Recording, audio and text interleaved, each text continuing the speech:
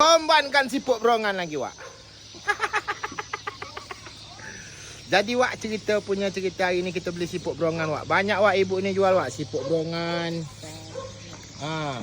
Ada udang. Ni udang, Wak. Ketam. Ada ketam. Kita belilah agak sekilo, Wak, untuk lauk sekarang tengah hari ni. Jadi, Wak, macam ini, Wak, cara kita masak siput tu, Wak. Ini kan siput. Kita totok-totok dulu, Wak, kepala dia. Habis tu, baru kita rendam ke air yang bersih ni, Wak. Kita rendam selama 10 jam, Wak. Jadi, Wak, ini aja bahan kita masaknya, Wak, ya. Tengok, Wak. Ini siputnya, Wak. Ini aja bahan-bahan kita masak, Wak. Hombankan lada. Hombankan siput. Hombankan air asam.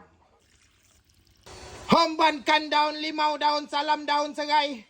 Entah ini, Wak, buah apa namanya ni, Wak. Hombankan lagi, Wak.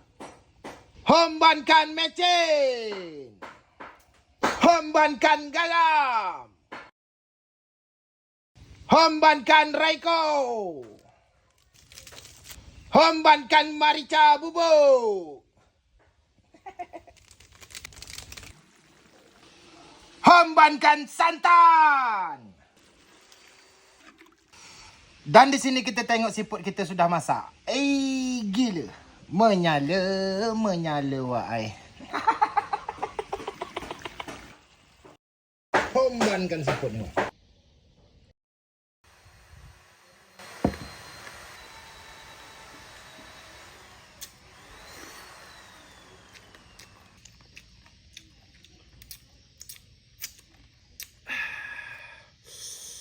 Gila, Wak.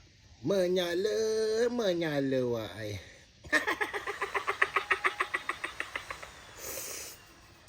Mak. Gila.